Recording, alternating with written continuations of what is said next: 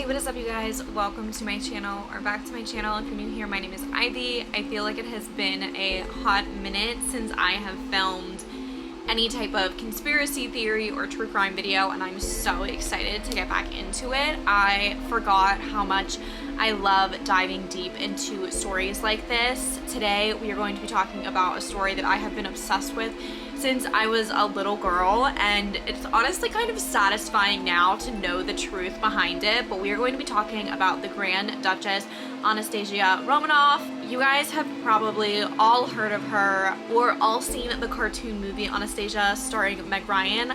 I was obsessed with that movie when I was younger. It's definitely why I got into Anastasia. And looking into her, if you guys remember those like diary of books that were like little fictional books about like famous people, I was obsessed with like the diary of Anastasia Romanov. This movie is based very loosely off of Anastasia, who was the youngest daughter of the Tsar Nicholas III, I think? Nicholas III, who many people believed to have escaped when her entire family was murdered by the Bolshevik. And then on a newer note, this movie was just recently turned into a Broadway musical, which I recently saw the live tour for, which kind of brought me back into my obsession with Anastasia. And you guys, the play was so good. I would definitely recommend that if the tour is coming anywhere near you, that you go see it. Both the Disney movie and the play follow the story of this girl named Anya. In Russia, all of these women are coming forward saying that they're Anastasia to get this inheritance money, and Anya meets these two men who basically want to get the money, and they convince her that she is Anastasia. And of course, since it's a Disney movie, it turns out that she is Anastasia. And it's a really cute movie. The play is also fantastic. If you have the option to go see it, I definitely would. But today we are going to be talking about the real Anastasia and her entire family, because they are fascinating monarchs. I don't know a whole lot about Russian history. When I was researching this, I was getting like a little bit of deja vu from learning about this in high school. But honestly, like, I know so little about Russian history, it's kind of crazy. She was a part of the Romanov Empire, which ruled over Russia from 1613 to, I believe, 1909. So Anastasia's parents were Nicholas Romanov and then Alexandria. I cannot remember her previous title, but she was the granddaughter of Queen Victoria, and she was English and German. And if you know anything about like European history at this time, Russia and Germany really hated each other at this point, and Alexandria visited St. Petersburg when she was 16, I think, for her sister's wedding, and she met Nicholas there, and they really hit it off, and I guess they fell like madly in love over the next couple of years and insisted that they wanted to get married, which this is very unheard of for monarchs. Most of them are betrothed like from birth of who they are going to get married to, and both Alexandria's family and Nicholas's family were completely against this marriage. Obviously, Nicholas's parents hated anything German, and she was this quiet, shy German girl, and they wanted absolutely nothing to do with her. They did not want her being the future empress of Russia. They were not a fan of it. And then the queen, Alexandria's grandmother, did not like the idea of her living in Russia. She thought that Russia was a very dangerous place to rule, just because their government for so long had been so unsettled. They were a very rich country when it came to like Russian court, but the actual people of Russia, the majority of them lived in poverty. And obviously, when the majority of people are living in poverty and a very few people are living in this lavish lifestyle, people get ticked off all the time. So Russia was just not a stable place to be living in. So Queen Victoria did not want her granddaughter marrying him. The Tsar of Russia ended up dying very, very suddenly, and Nicholas had to take over as Tsar much sooner than he anticipated, and only a week after his father passing away, he brought Alexandra to Russia and married her. And this was kind of like a culture shock to Alexandria. They thought that they were going to have a lot more time before they had to get married. She thought she was going to learn all about Russian culture, learned the entire language, but by the time that she married Nicholas, she knew very little Russian. She didn't know anything about Russian culture. People did not like her. She was very reserved and very shy, and people kind of took that as her being kind of like standoffish, like this German English girl who thinks she's better than everybody else. She also dealt with a lot of health issues. She had migraines pretty much her whole life, and she struggled with back pain, and she had a lot of mental health issues. And her and Nicholas were it sounds like they had a very codependent relationship, that they really were in love with each other and wanted to be around each other and didn't really like being in the spotlight that much. And they got a lot of scrutiny from a lot of the people of Russia about their marriage, and one thing that really held them together was their family. They absolutely loved their children. They had their first daughter was named Olga. 2 years later they had their second daughter, Tatiana. Then 2 years after that they had Maria. 2 years after that they had Anastasia. They raised these girls very, very differently than other monarchs at the time, and they were known as kind of like weirdos for the way that they were raising their daughters. They were very involved. Their daughters did not have governesses.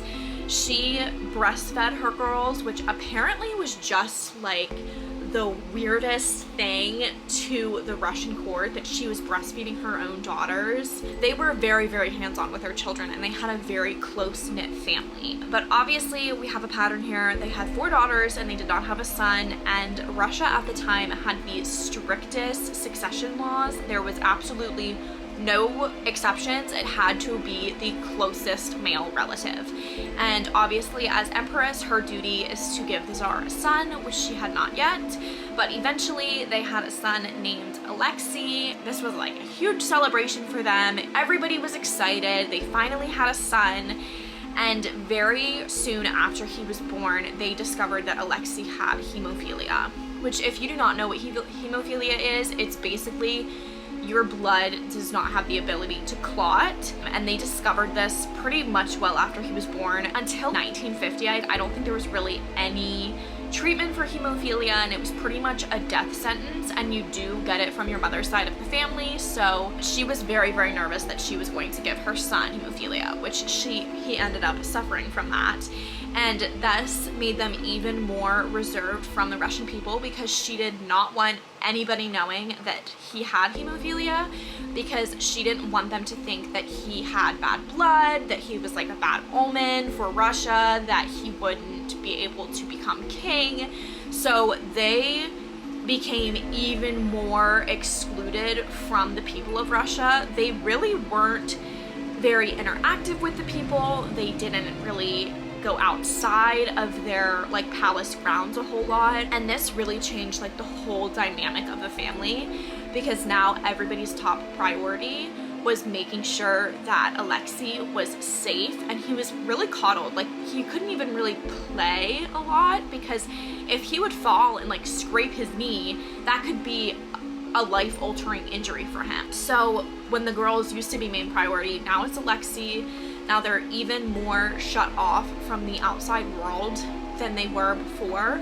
And at this point, Nicholas people were really not a fan of him. They really did not like him. I'm not really sure why. There isn't a whole lot of like why they didn't like him. I just think they were kind of ticked at the whole Romanov family at this point, and he was getting like multiple death threats and assassination attempts a day. They had very, very high security, and their security increased even more after an event known as Bloody Sunday, which happened in St. Petersburg, Russia. Over 100 peaceful protesters died, and hundreds more were wounded by Russian police when they just fired into peaceful protesters, and it was known as Bloody Sunday. And obviously this made people even more pissed at the Tsar and the Empress, and this made their security even stricter. However, they seemed, from the letters that they wrote and the journals that they kept, to be a very close-knit family. It seemed like Alexandria was an incredible mother, and that all of the siblings got along really well, which is just like so heartwarming, but also kind of sad, because you know what they're leading up to. They ended up taking the entire family to England, I believe, to meet their cousin George, who I will put a picture in, looks just like Nicholas. It's honestly kind of creepy. But the people of England were shocked by how tight their security was, how closely they were watched, how none of them could like leave and go anywhere. The two eldest daughters, when they were in England, actually like snuck away with their guards, by the way, still with their guards, to go shopping, and they like could not believe the outside world because they weren't around other people. Their cousin George was just completely blown away by how strict their security was. So fast forwarding a little bit, World War I begins and Germany declares war on Russia. This obviously creates another divide within the Russian people because soldiers are dying. I think like 17,000 died the first week war, and over like 500,000 died within the first couple of months. So it was crazy how many people were dying from this war. It was crazy how many people were dying from this war, and this led the girls to be able to become nurses for the Red Cross. And this was honestly kind of like the highlight of these girls' life. They loved interacting with the soldiers, taking pictures with the soldiers. They felt like they finally had a glimpse of what it was like to have an outside life. The eldest daughter, Olga, wrote in her journals about how if she ever got married, she'd want to just marry below her station and live like a quiet little life in Russia. And it's honestly like it's very sad to see how unsocialized they were when they tried to make a match for Olga. People said that they were very antisocial. They seemed very childish, very like younger than what their age truly was. And being a nurse in the Red Cross really opened their eyes to what life was like. They tried to go shopping one day before going home, and they didn't even know how to go shopping. Like, they didn't even know how to pay for their stuff, and they had to ask another nurse the next day, like, how are you supposed to go shopping? Because their guards would always do it for them, or their ladies in waiting would do it for them. They would never do it. So eventually, Nicholas removed the, what's it called? Like, I want to say like the ruler of the army. I cannot think of the proper term. I'm sure when I'm editing this, I'm gonna like know it off the top of my head and been like, Ivy, you're such an idiot. But he became like the ruler of the army and started like going out into battles and left St. Petersburg, leaving his wife Alexandria in charge of ruling Russia from like the government side. Now moving a little bit back, when Alexei was 3, he fell and injured his leg, and they thought he was going to die. Doctors could not do anything for him. They could not help him. And Alexandria had known about this man named Gregorium Rasputin, which if you know that song Rasputin on Just Dance, that's who it's about. And he was known as this like spiritual healer. He had kind of an odd reputation in Russia. He was known for taking up with prostitutes and for having affairs with women who were like fascinated with his spiritual healing abilities. He also just looks like super freaking creepy. But he came to see Alexei when nothing was working and prayed over him, and the next morning Alexei woke up and he didn't have a fever and the swelling of his leg had gone down. So Alexandria was just completely like taken aback. She completely believed full-heartedly he had these abilities. And like I said before, she struggled a little bit with mental health, so I think that having someone there was kind of a crutch for her, and it was very reassuring for her to have somebody else there. And he became a really close family friend with the entire family. The girls called him Father Grigori. They loved him. They treated him like a family member, but they did not speak publicly about him because of his reputation. And after Nicholas had left to go control the army and Alexandria had been in charge of the government, the Russian people were very apprehensive of her ruling because, like I said earlier, she was German and so was Rasputin. So they thought that Rasputin had his own political agenda, and that is why he kind of placed himself in this family so he could be a spy for Germany. So they thought that Alexandria and Rasputin were both spies for Germany, and they really started to hate Alexandria at this point. And eventually Rasputin was murdered. I believe he was shot and like bludgeoned publicly on the street. And when the family heard of it, they were horrified, especially since it had been done by close family friends.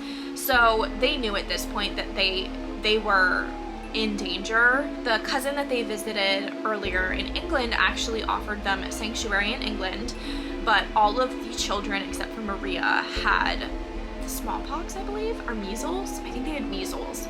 So they were too sick to travel, and Alexandria had decided, nope, we're staying here, we're staying in our home, we have our guards, we have, you know, all of our staff, we'll be fine, we'll wait till the girls get better. And by the time they had gotten better, their cousin had retracted that offer because he was now coming to realize, I'm putting myself and my family in danger by giving these people sanctuary. So eventually Nicholas had finally given up his right to the throne and given up Alexi's right to the throne.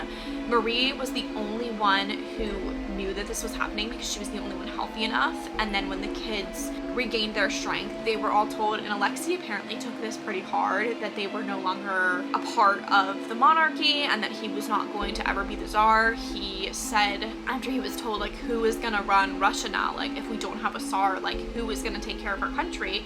And that was kind of like up in the air for Russia. They didn't really have anybody to take over their country, and it kind of created a civil war with the Bolshevik and then the White Army. And the Bolshevik were scared that people were going to try to come and rescue them. So they were put under house arrest, and they were not allowed to leave the palace.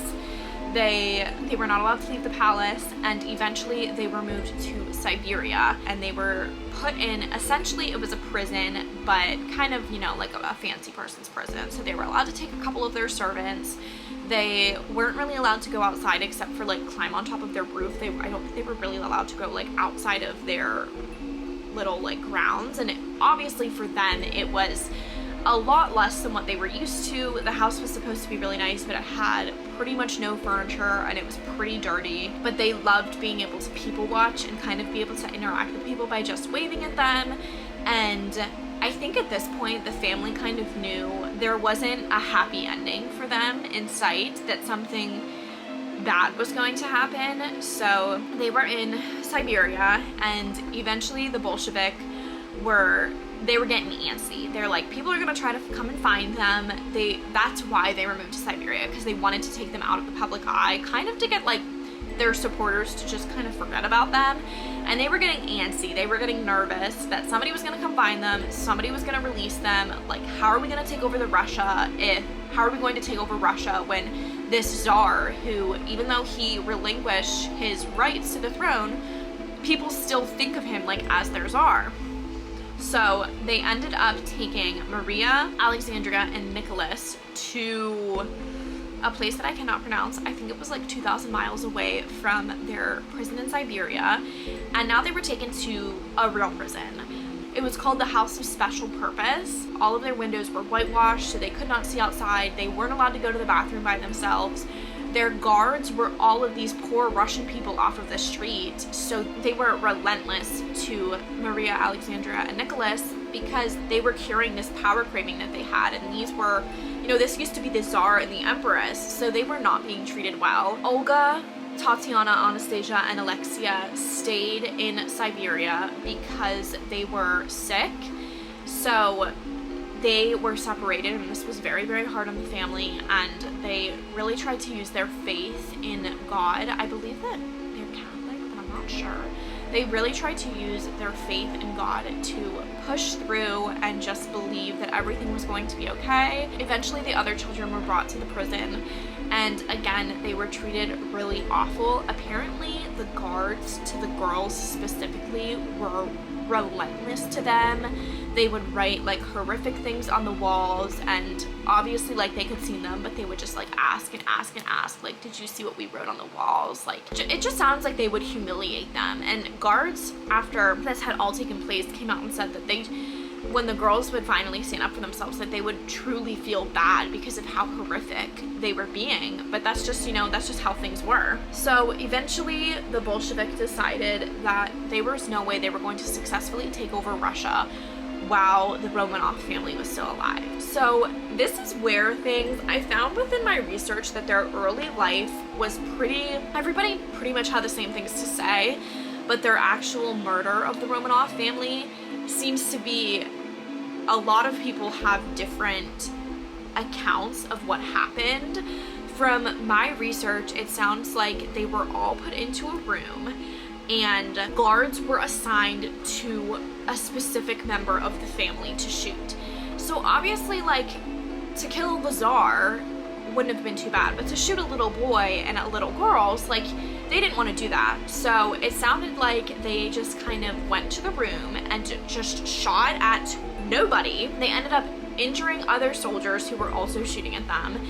And the Romanov family had actually sewn all of their jewels and their diamonds inside their clothing to kind of act as bulletproof vest, which is incredibly smart. So friggin' smart. So they weren't dying, and they ended up trying to, like, bludgeon them to death. It sounds quite honestly very horrific. Eventually, when they were all to be presumed as dead, they were moved into a van. I believe the guy who was supposed to drive them to the woods named was Rudolph, and he said that his truck got stopped in the mud, and when he got out to try to get it out of the mud, he heard rustling in the back of the van. And he said that he opened the van and Anastasia was still alive and that he helped her escape, which is what started all of these rumors that she lived. Let's get into the people who said that they were Anastasia. So there were rumors for years that Anastasia had survived. This woman named Nadezhnia Vasyevna surfaced in Siberia, and she was trying to get to China when she was arrested, and she wrote to King George asking him to help her, you know, his cousin Anastasia. That's pretty much all I know about her. I don't know if anybody ever came to see her, if anybody ever came to talk to her to kind of investigate whether or not they thought that she was Anastasia. That's pretty much all I heard about her. Then there was this other woman named Eugenia Smith, I believe, and when she immigrated to America, she filed out paperwork saying that she was Anastasia, her birthday was Anastasia's birthday. She ended up settling in Illinois and met this guy named John Adams Chaplin, who was, like, full-heartedly believed that she was Anastasia. They ended up convincing a pretty decent amount of people that she was Anastasia, and she eventually moved to New York and wrote this book and called it Anastasia, said that it was the autobiography of her, and it actually ended up being published, which is wild to me that a publishing company would pick that up with absolutely no proof of who she was. She ended up claiming till the day that she died that she was Anastasia. And then there was another girl who's probably the most well-known, named Anna Anderson. She tried to commit suicide, I believe in Siberia, by jumping off of a bridge, and she ended up surviving and was sent to a mental hospital and had really major memory loss. I think they called her Miss Unknown because nobody had any idea who she was, and she had no idea who she was. Now, her story, again, people believe different things. I've heard that she confided in a nurse years after being in this mental hospital that she was Anastasia, and then I've also heard that a German woman who was also in the mental hospital was convinced, like, oh my god, you're Anastasia, basically, like, worshiping her that she was Anastasia, and she got pretty well known. I'm not sure if people in the hospital started to believe her or if they started to believe that maybe they could get money if they, like, advertised, like, this is Anastasia. Anastasia's family actually came to see Anna Anderson.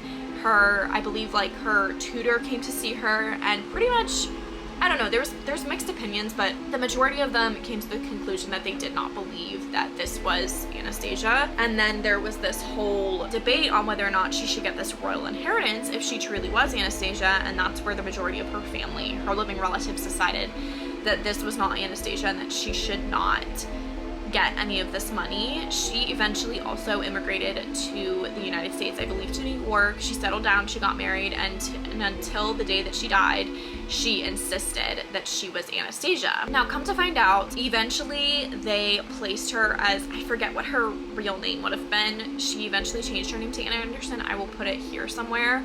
But they somehow figured out that she was working in a factory right around the time, I believe, that Anastasia would have been murdered, and there was an explosion in the factory which would have led to all of the scarring on her back, which was another reason why they believed that she was Anastasia, because it made sense that she would have been tortured. and she had gotten a brain injury from that, which led to her memory loss. Now, how they discovered that and how they fact-checked that, I really have no idea. So then in 1991, I'm not really sure why, but people got interested, wanted to find where their bodies were, and wanted to give them a proper burial. At this point in Russia, the whole family, especially the girls, are known as these martyrs, and they're kind of almost worshipped in the church over there, from what I've heard. I'm obviously not Russian, and I've never been to Russia, so I don't know for sure. That's what I found online. So in 1991, people were searching for these bodies, and they came across a grave of 5 bodies, and they were originally identified as Nicholas, Alexandria, Olga, Maria, and Tatiana. Then, and that is again why some people believed maybe Alexei and Anastasia survived. I feel like when I'm editing this, I'm going to have said Anastasia so many different ways because I keep like getting my tongue tied, but that's why a lot of people believe that they survived, because their bodies were not found. And then in Siberia in 2007, 2 bodies were found. They were mutilated. They tried to burn them. They tried to put them in acid, and then eventually just ended up burying them. And this is when those bodies were confirmed to be Anastasia and Alexei. Now, this is where, after finding all of this information, I was pretty well convinced, you know, Anastasia, she's dead. She did not survive. All of these women were just either cuckoo or trying to get a little bit of money out of this. However, when you look up in 2007 in Siberia, when these bodies were found, when you look up to read about that body, that DNA matched Maria, not Anastasia. So it really leads me to question, who was the other girl in the first grave? Was that Anastasia and they just didn't, I don't know. I mean, the technology from 1991 to 2007, I'm sure was vastly different, but did they just assume that that was Maria based on the other 2 daughters that were in the grave? Did they assume that that was Maria based on the size of the bodies? Like, how was everyone convinced from 1991 to 2007 the 3 daughters in that grave were Olga, Maria, and Tatiana? And then in 2007, everyone was convinced that this girl found in the grave was Anastasia, when DNA confirmed that it was Maria. So it just makes me very curious as to why I have never heard of that in any of the other videos that I have watched and any of the other research that I have done, until I specifically looked up like grave found Siberia 2007. Like, until I looked that up. So honestly, I'm kind of at a loss. I'm definitely a conspiracy theorist. You can convince me of pretty much anything. I am very gullible and I will believe very out there things, but I would love to know you guys' opinion on if you think it's possible that Anastasia escaped. I feel like it could be possible. I just don't see how she would have survived from, I mean, she would have had to have had gun wounds. She would have had to have been beaten pretty severely. And if you helped her escape, why would you tell people that you helped her escape? I think it's also kind of interesting that when these 2 bodies were found in 2007, everybody just says like, oh, they're Anastasia and Alexei. And then in all of the articles that I'm finding, like, are they just wrong? Yeah, I don't know. I would love to know you guys' opinion. I personally find it to be very unrealistic that one of them would have gotten away. But it does seem kind of sketchy that everybody has different kinds of things to say, but at the same time, this did happen so long ago that DNA was just, I mean, you didn't know. So yeah, I don't know. Another thing that makes me kind of conspiracy theorist is I have not seen the Anastasia Disney movie in years. I don't remember how it ends. But in the play, there is this guy named Gleb who is supposed to kill Anastasia, or Anya in the play. Even if he doesn't believe, like, even if it's not Anastasia, they want her to die. So he is supposed to kill Anya in the play. And at the end of the play, the grandmother who was looking for Anastasia and the guy who was supposed to kill Anya both come out and say that she was not the real Anastasia, and that she like went off and lived her own life, and that Anastasia died, and it's just a story, like the story of hope that everybody had, like, isn't true. which obviously was a lie, and they just told them that so that Anya could go and live a regular life, which I know is it's such a small chance that that is true, but it does make you think. And because the facts, like everybody, every news outlet, every source of information has different information, it does just make you think, like why are we so uncertain about this? I don't know. I would love to know you guys' opinion. I think at this point, I don't believe that she survived, and I honestly, like, it is kind of sad. It's very hopeful to think that she did, but at the same time, learning what they actually went through, you know, I was just convinced my whole life that somebody just like broke into their castle one night and assassinated all of them. But the fact that they were held in prison for so long and that family was truly the only thing that they had, I can't imagine how horrible her life would have been if she was the only one alive after going through so much trauma. Yeah, so I don't know. I think I've come to terms with the fact that it was very unlikely that she ever survived, but I would love to know you guys' opinion if you have any more information, because I know there is so much more out there that I didn't even scratch the surface of. So if you have any more information about the Romanov family, it's honestly so interesting, leave it down below. Leave your opinions down below, or other videos that you would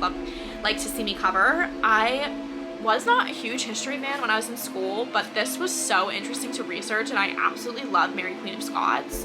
So I was thinking of doing another video on her. So if you're interested in that, definitely let me know. Subscribe if you like videos like this, and I will see you guys in my next video. Bye guys.